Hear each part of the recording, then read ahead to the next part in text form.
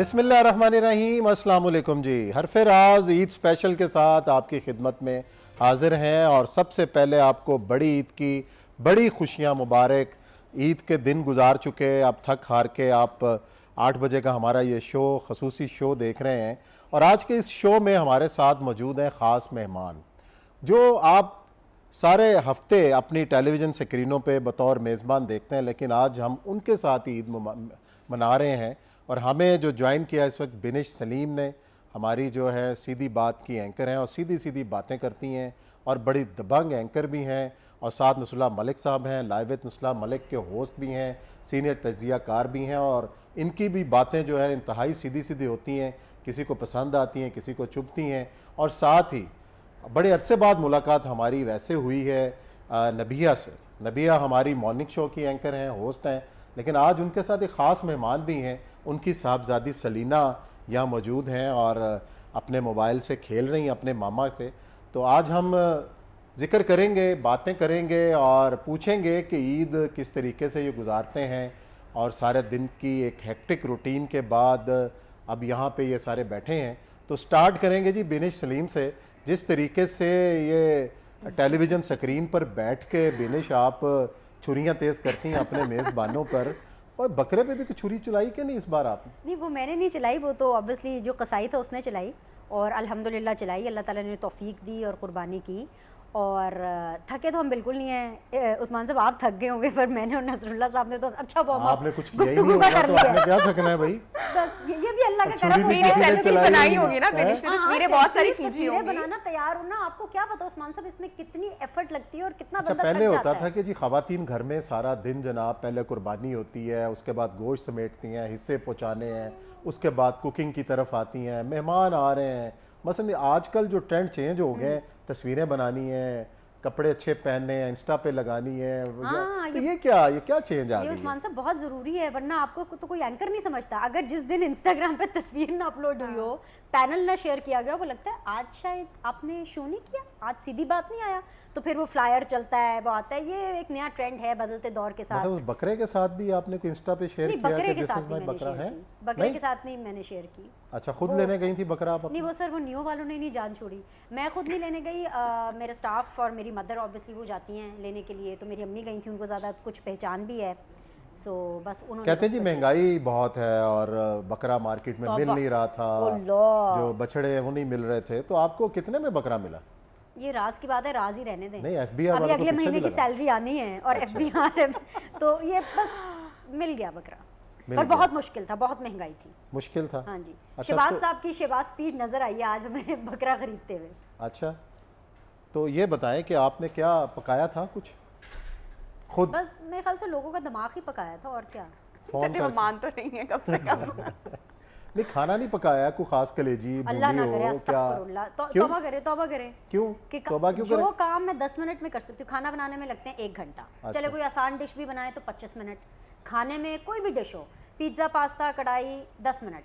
सो मैं दिमाग खाने में काम नहीं, मैं स्मार्ट वर्क में बिलीव करती हूँ उस्मान साहब। अच्छा। 8 घंटे की शिफ्ट में नहीं, जो काम 10 मिनट में हो सकता है उसके लिए 1 घंटा खाना बनाए, मसाले बनाए। मैं खा सकती हूँ, आप खाना रखें एंड बस आप देखिएगा टैलेंट फिर मेरा। अच्छा, ठीक है मलिक साहब, सही बात है ना? नहीं, मलिक साहब ने खाते देखा है तुम्हें, कम नहीं खाती मलिक साहब ने तो खाना खिलाया है। कितने इसीलिए वैसे खानों का आपने बिल दिया होगा पता नहीं। वैसे मलिक साहब की एक चीज़ बहुत अच्छी है जो मेरे ख्याल से टीवी पे बतानी चाहिए, बाकी इनकी बातें अच्छी हो या ना हो, लेकिन एक चीज़ के ऊपर 100 नंबर है, 100 नंबर्स। वो मलिक साहब के है कि मलिक साहब का दिल और ऑफिस का दरवाज़ा हमेशा खुला रहता है। जब चाहे मर्जी आप मलिक साहब के ऑफिस में जाइए, सबसे पहले निम्को पड़े होंगे, चिप्स पड़े होंगे, बिस्किट पड़े होंगे, हर चीज़। और इन्होंने कभी अच्छा, इसीलिए हमारे जाने से पहले तुम जा चुकी होती हो, खा चुकी होती और वो जो चीज़ आपको है? खाली नजर आती है ना, वो बस समझे कि अभी विनेशी होके गई है। नहीं, वो तो चिप्स और खाना बल्कि मलिक साहब का एक बहुत अच्छा नहीं, तरीका नहीं, है। नहीं, जब मैं चिप्स बड़े खाना तो कोई जज्बात- मसला नहीं है, जो दिमाग खा के जाती है वो बड़ा इंपॉर्टेंट है। मैं ये कह रही हूँ, जब मलिक साहब को लगता है कि अभी बीनिश बहुत जज्बाती हो गई और अभी तो मामला आउट ऑफ कंट्रोल, अच्छा लड़की, अल्लाह की बंदी, बैठ जाओ, इधर आओ, ये निम्को खाओगी, ये बस। इनको पता चल गया मुझे चुप कराने का तरीका, निम्को की प्लेट आगे और उसके बाद मलिक साहब सेट अपने फ़ोन में ओके, और 10 मिनट के बाद एवरीथिंग इज ओके। नहीं, मलिक साहब सही कह रही है कि मतलब जितना आके दिमाग ये खाती होगी आपका, और उसके बाद तो निम्को के अलावा कुछ चॉइस ही नहीं है आपका। अच्छा, मैं तो वैसे इसलिए प्रोग्राम में आया था कि बीनिश के साथ बैठने का बड़ा सुकून रहता है, सुकून गिरीश इतना बोलेगी कि हम दोनों को कोई पार्टिसिपेट नहीं करना Exactly. नहीं, बोलना तो पड़ेगा, सच तो बताना पड़ेगा ना। आज ईद है, कम से चले कम गिरीश का फायदा ये होता है कि बंदा आराम से बैठ के मोबाइल पर अपना काम शुरू कर लेता है, ये पूरा प्रोग्राम भुगता देती है। मसलन वो बातचीत के अंदर ही पूरे मौजूआत, पूरा जनाब गॉसिप्स। लेकिन इनको मेरे टैलेंट का पता चल रहा है। अच्छा जी, आहिस्ता नबिया एजाज साहबा यहाँ मौजूद हैं। नबिया, ये बताइएगा कि मॉर्निंग शो, ज़ाहिर है आप सुबह की पंछी हैं, सुबह जल्दी उठती हैं और आके मॉर्निंग शो करती हैं, 2 घंटे का मॉर्निंग शो, और उसके बाद मेरी भी बड़ी देर बाद आपसे मुलाकात बहुत हुई है। अरसे के यार, बाद हम मुलाकात हुई शाम है। के जो हैं वो जागने वाले, रात बिल्कुल, गए तक यहाँ बैठने वाले, और बेनिश के भी बड़े अरसे बाद मुलाकात हुई है। कैसा लग रहा है, मतलब ईद कैसी गुजरी, पहले ये बता। ईद बड़ी गुजरती है, रिवायती गुजरती है। ऑब्वियसली 2 बच्चे हैं और बहुत बड़ा माशाल्लाह ससुराल है, तो वो सुबह तो सबसे पहले ऑब्वियसली तैयार बच्चों को करना, नाश्ता वगैरह ये वो, फिर कुर्बानी जानवर की होती है, फिर कलेजी सबसे पहले आती है, तो वो घर के जो बड़े बुजुर्ग होते हैं वो किचन में ज़रा भाग दौड़ उन्होंने संभाली होती है। तो बस फिर जैसे ही कलेजियाँ वगैरह पक रही होती हैं और मीठे वगैरह पक रहे होते हैं, बन रहे होते हैं, तो उसके साथ ही ख़वातीन बनाओ सिंगार करती हैं, खूब तैयार हम लोग होते हैं, प्रॉपर जो है वो ऐसा लगता है कि कोई फैशन शो हो रहा है घर में।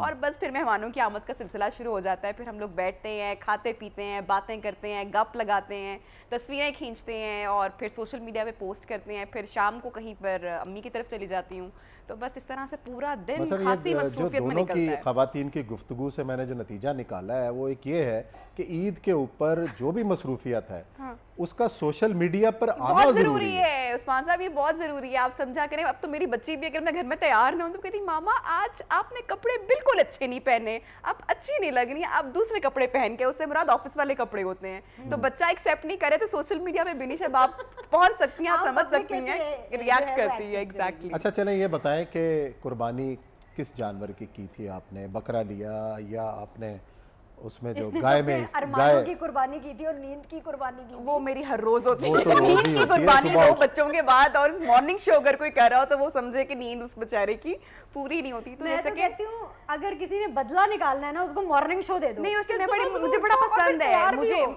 मुझे बड़ा पसंद है सुबह उठना। हाँ, थोड़ी सी दिक्कत होती So you're a morning है, person. लेकिन I am a morning person. और मैं अगर मॉर्निंग शो ना भी कर रही होती या मैं ना भी अगर हूँ या ऑफ पे हूँ या जैसे मैटरनिटी लीव पे थी, तो मैं पूरे 2-2.5 माह सुबह 8 बजे ही उठती थी। सो मुझे बड़ा अच्छा लगता है सुबह सुबह उठना, टाइम पे, बच्चे भी डिसिप्लिन, उनकी एक रूटीन हो। सो मेरे मियाँ और मैं, हम इस चीज़ के काफ़ी वो हैं कि चलें जी, बड़ी बातें हैं ज़बरदस्त। फिर जरा गोश्त वगैरह सुन नहीं, ली। नहीं, नहीं, गॉसिप्स बहुत वाला। आओ भी चलो ये। गॉसिप्स तो ज़ाहिर बेनिश तो मास्टर है इसमें, और इस पर बात करेंगे ब्रेक के बाद। ब्रेक का मुझे कहा जा रहा है और ईद की बातें हो रही हैं, ईद की खुशियों का जिक्र हो रहा है। या ब्रेक लेते हैं, ब्रेक के बाद आएंगे तो गुफ्तगू का सिलसिला जारी रहेगा।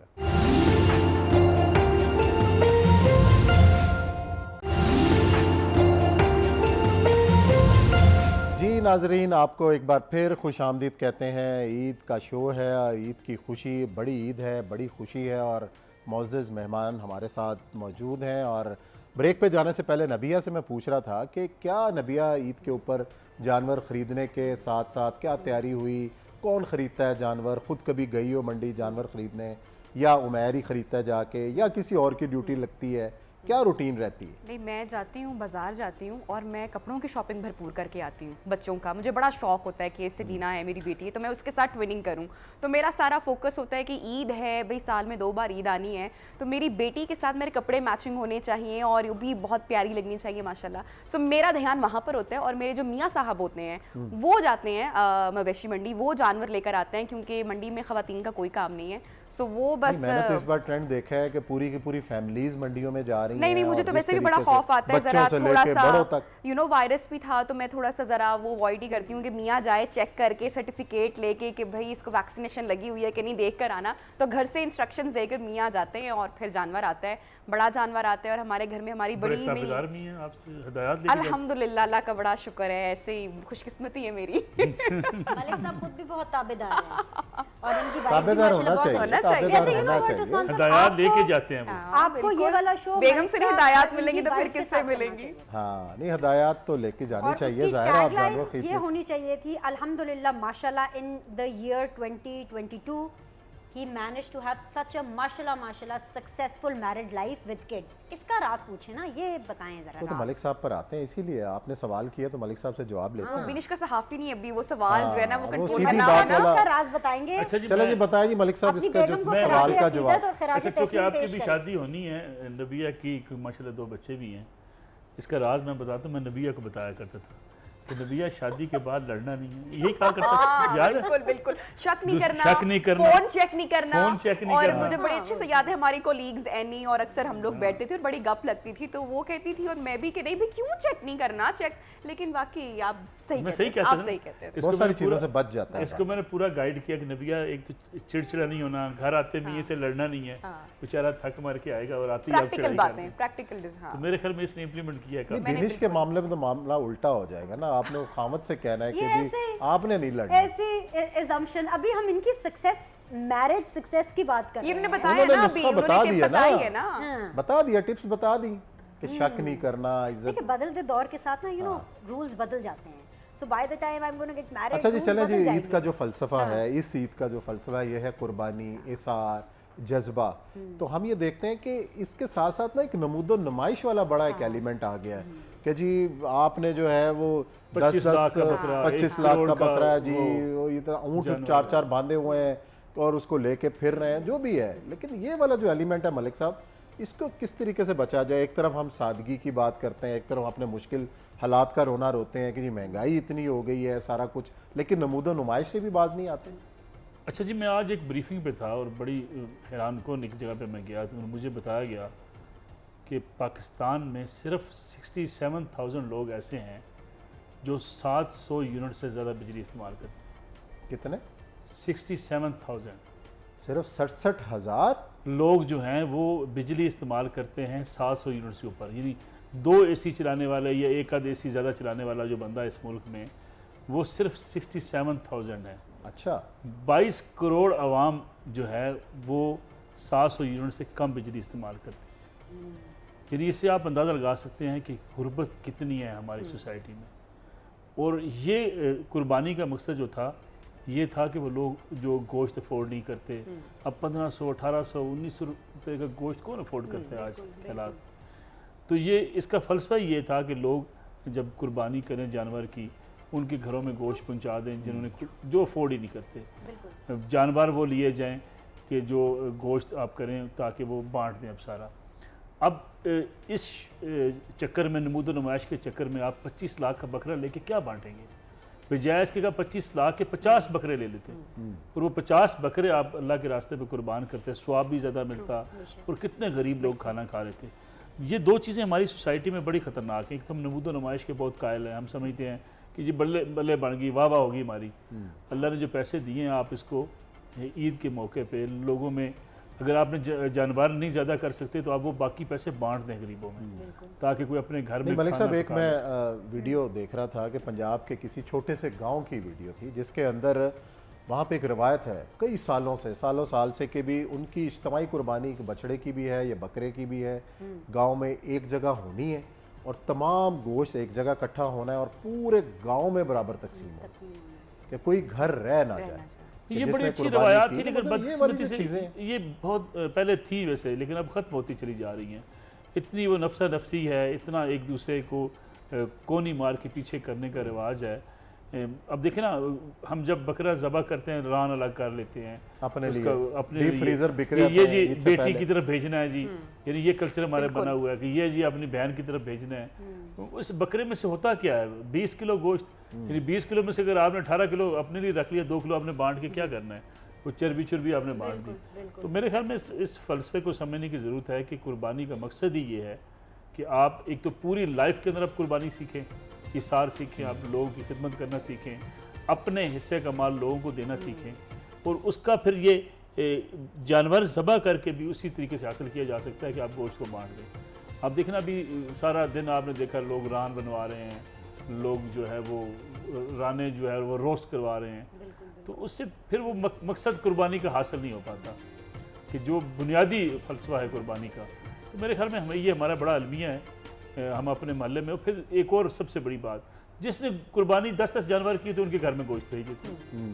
भैया आपने उसके घर में गोश्त भेज के क्या करना है? आप तलाश करें उन अपने अजीज़ व कारब में, अपने दोस्तों में, अपने मोहल्ले में जिसके घर वो में तो कहते भी नहीं है, ऐसे लोग तलाश करें जो कभी कहते नहीं है हालांकि कभी। कुर्बानी करते हुए रिश्तेदारी भी कुछ ऐसे होते हैं जो नाराज हो जाते हैं कि अगर हमें गोश्त ऐसे नहीं लोग आया तो। हमें हमारे बहुत करीब मिलेंगे। आप देखें, कहीं दूर जाके कहीं पर करने की ज़रूरत नहीं है। मैं हमेशा अक्सर उमैर से भी चीज़ डिस्कस करती हूँ कि हमारे आसपास आप देखें ना, हमारे ऑफिस के बाहर के आप गार्ड्स देख लें, ये मेहनत भी कर रहे हैं, सफ़ेद पोश भी लोग हैं और ज़रूरतमंद भी हैं। आपके घर का ड्राइवर हो गया, आपके घर का कोई मुलाजिम हो गया, तो ये वो लोग हैं जो मेहनत मजदूरी करते हैं और उस तरह से बल्कि मैं तो ये कहूँगा कि जिस तरीके से महंगाई के जो जोर चल रहा है, तो मैं तो कहूँगा कि आप बजाय इसके कि कच्चा गोश्त है आप उनको पका के दें, क्योंकि आप जाके आप देख लें कि जी घी इतना महंगा है, प्याज की कीमतों को पर लग जाते हैं, टमाटर महंगे हो जाते हैं ईद के आसपास। तो अगर ऐसा कर सकते हैं कि ईद का जो आपने बांटना है ऐसे लोगों के अंदर, तो आप उनको पका के दें। तो जिन घरों में जो कुक काम करते हैं जी, मैं समझता हूँ कि उनको चाहिए कि ईद के दिन कम से कम अपने शेफ से कहें कि आज तुम बैठ जाओ यार, आज ईद है, आज हम लोग पकाएंगे, हम तुम्हें खिला देंगे। यानी अगर साल में एक दिन अपने मुलाजमीन को बना के अगर खुद को खिला देगा, बिल्कुल बहुत अच्छी क़यामत नहीं आ बात, जाएगी। बिल्कुल बहुत अच्छी बात। लेकिन ये है कि हम चूँकि इतनी बीनिश ने कहना मैं तो खाने के लिए पैदा ही नहीं, बीनिश ने कहा मैंने तो मुझे तो पकाना ही नहीं आता। लेकिन मेरी वैसे इस मामले में, क्योंकि अब जरा थोड़ी सीरियस उस हवाले से बात हो रही है, इस मामले में मेरी फैमिली सपोर्ट बहुत अच्छी है, because my mother is a very good cook. और हमारे मुलाजमीन जो हैं वो, मैं खैर उनको मुलाजिम भी नहीं कहना चाहती, मैं उनको अपनी डोमेस्टिक हेल्प कहती हूँ। और मेरी जितनी भी हेल्प है वो सब बड़ी ईद, छोटी ईद और इवन क्रिसमस पे भी, because I got a help which is Christians, you know.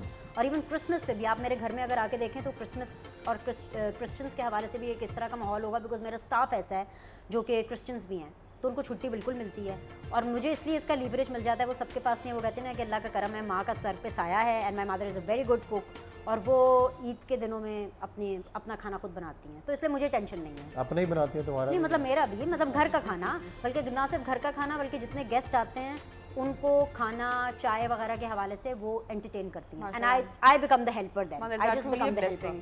हाँ, अच्छा नबिया, आप बताएं कि आप क्या सबसे अच्छे जो ईद की डिश बनाती हो? कभी खीर बड़ी अच्छी बनाती है। वो तो हमने खाई हुई है, नहीं खाना भी खाया हुआ है, ये लेकिन देख लें, ईद की असल खास खबर और असल गॉसिप तो यहाँ से निकल रही है। या अब मुझे नहीं पता था बेसिकली साल में एक एक ऐसा टाइम आता है जब मैं खीर बाकायदा एवरी ईयर मैं बनाती हूँ, और मेरी कोशिश होती है कि उसमें बरकत डल जाए। तो आज तो खीर आएगी, ज्यादा से ज्यादा ये क्या बात वो हुई? सारी खत्म होगी ना, देर होगी ना, किसने? क्योंकि मलिक साहब नाइट तो शो नहीं है खा ना। सकते। मलिक साहब मुझे ऑफर किया नहीं, बगैर खीर नहीं खा सकते, कहाँ है? इसके उस्मान लिए साहब, अलग आपने से खीर बना। खाई? लेकिन ईद पर खीर नहीं बनती है।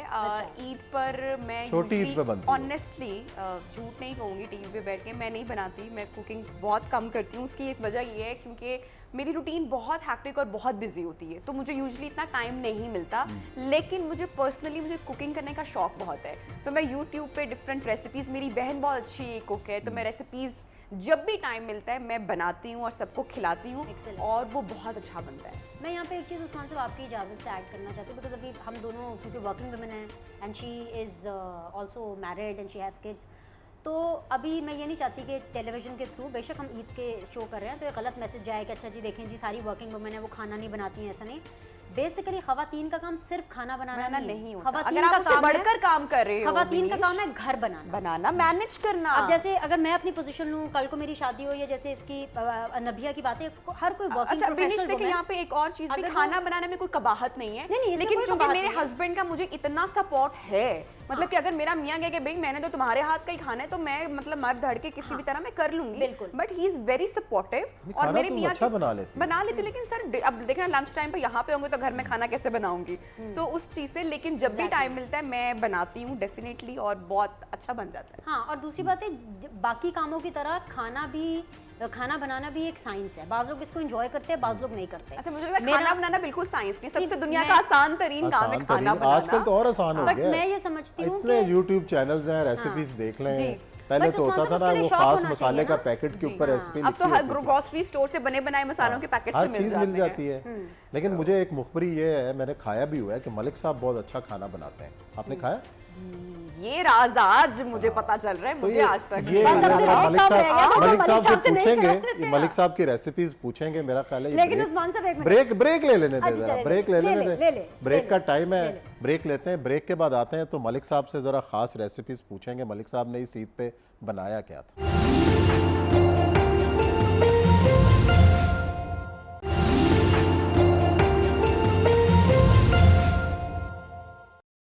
जी नाज़रीन, ब्रेक के बाद एक बार फिर आपको खुश आमदीद। बड़ी ईद है और ईद की बड़ी खुशियाँ हैं और हम आपके साथ सेलिब्रेट कर रहे हैं। और ब्रेक पे जाने से पहले एक मैंने मुखबरी ये की थी कि मलिक साहब जो हैं बहुत अच्छा पकाते हैं खाना भी, और उसका अच्छी रिएक्शन डिश- हमने आपको और रिएक्शन ब्रेक में जो मलिक साहब ने दिया वो उसका हम जिक्र नहीं करेंगे, मलिक साहब के खिलाफ एक साजिश लेकिन हुई है मैंने क्योंकि खाया हुआ है जिन लोगों के सामने आपने ये इंकशाफ किया है, हमारे हर मसले दफ्तरी मलिक साहब सॉल्व कर रहे हैं, बल्कि पर्सनल मसले भी हमें टिप्स देते थे। अब एक मसला था खाने का, अभी आगे हो गया। ये खाना पका के भेजेंगे नहीं वो भी तुम्हारे। उन पे पड़ गया है। जी मलिक साहब, इस नहीं, ईद पे क्या बनाया मुझे खास? वैसे खाना बनाना नहीं आता, इस ईद पे भी कुछ नहीं बनाया। वो एक दफ़ा तजर्बा ये किया कि फ़िश हमने बनाई, मैंने चले आज फ़िश बनाते हैं, शोरबे वाली फ़िश। वाह, तो वो जो है एक दरिया की फ़िश ला के उसमें मैंने बस सादा सी तरीके से उसमें जनाब मसाला मसाला डाल के पानी डाल के उसको बंद कर दिया। अच्छी तो बन गई। वो इतनी अच्छी बन गई कि उस रेसिपी को फिर मैंने 2-3 दफ़ा चलाया। वो सारे फिर दोस्त कहते हैं ऐसी और कभी कहते हैं कि फिश शोरबे वाली बनाना ये बड़े हाँ, मंझे हुए मतलब कि शख्स का काम होता है, हाँ, क्योंकि और उसकी उसकी स्मेल को स्मेल खत्म करना Exactly. सबसे बड़ी बात है। और ये जो बड़े जो ईद अगर के आप वो ऊपर लहसुन गोश्त का खाते इस्तेमाल इसकी करते हैं भी ना, उसमें तो एक उसकी खास खास स्मेल है। ये उसको मैंने भी- ये देखिए, ये आपको नहीं पता होगा, ये मलिक सर ने बता दिया अभी। अच्छा जी, ऐसे जैसे मलिक साहब ने कहा ना कि बड़ी खास रेसिपी बन गई, तो मतलब कोई आप लोगों ने भी वैसी कोई रेसिपी इजाद की कि कोई ऐसा हाँ, पहली मैंने दफा बहुत जब सारे ऐसे कुकिंग की, एक्सपेरिमेंट किए हुए हैं, बल्कि मेरे घर में ना पहली जो कुकिंग की थी याद है कि क्या कुक किया था पहली बार और क्या हाँ, चीज़ बनी सब थी और कुछ किस बहुत- तरीके से बनी? बहुत करती थी, मीठे बहुत बनाती थी।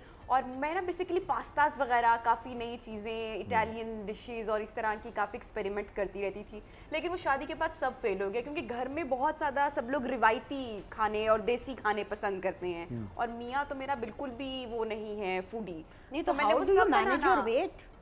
इसलिए बोला ना फूडी नहीं है, अच्छा, इसलिए okay, जो है वो अच्छा मैनेज हो जाता है, हम दोनों एक दूसरे के तरबूज support से खाती वो- सुबह से लेकर रात। देखिए, दफ्तर में सबको पता है, लोग अफ्तारियों पे इतने इतने खाबे खाते हैं, मेरा एक तरबूज का डब्बा घर आता रहा, और इधर ऑफिस, और इस तरह से ये सारी चीजें होती हैं। अच्छा, अभी रमज़ान के अंदर आपने ट्रांसमिशन भी की और उस तरीके को लेकर चलना, फिर सहरी अफ्तारी की सख्त रूटीन होती है, प्रोग्राम भी मैनेज करना होता है, तो जो मैनेजमेंट है इसको किस तरीके से लेके चलती है? अच्छा, मैंने अभी थोड़ी देर पहले भी कमेंट किया, मैंने बात बोली कि फैमिली का जो सपोर्ट है वो बड़ा ज़रूरी होता है।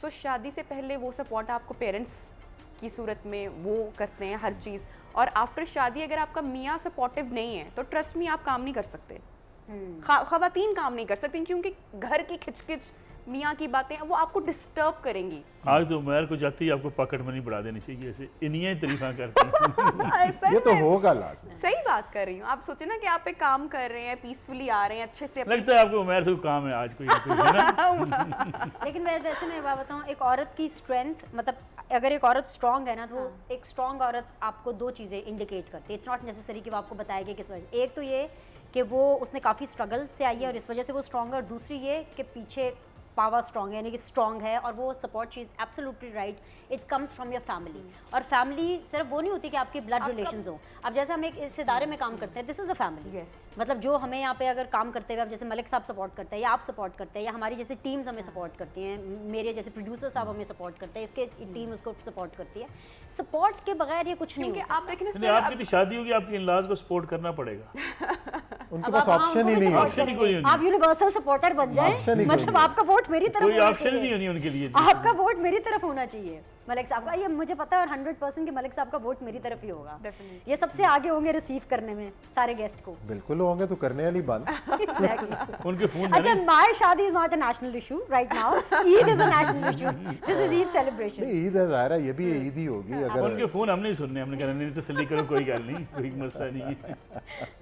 अच्छा जी, बात ये हो रही है मसलन बिनिश, आप एक बड़ी दोस्ती आपकी है, बड़ा क्लोज ताल्लुक है मुस्लिम लीग नून की जो रहनुमा है, नायब सदर है मरियम नवाज साहिबा से, इस ईद पे कोई बातचीत हुई? दोस्ती तो नहीं है, लेकिन ताल्लुक बहुत अच्छा है, और सिर्फ मरियम नवाज से नहीं है, पीपल्स पार्टी में भी है, बिलावल से भी उतना ही अच्छा है, शरीर रहमान से भी उतना अच्छा है, शाजिया मरी से भी उतना अच्छा, और अभी अच्छा का चलो नहीं मैं है। सवाल पूछूं कि बहुत बिलावल सालों बड़ा से। लीडर है कि मरियम नवाज? अभी What's दोनों your बन take? रहे हैं, they all are on the way of becoming a leader. जो पाकिस्तान की आखिरी लीडर थी वो बेनज़ीर थी, उसके अलावा जितने भी हैं दे ऑल आर पॉलिटिशियंस।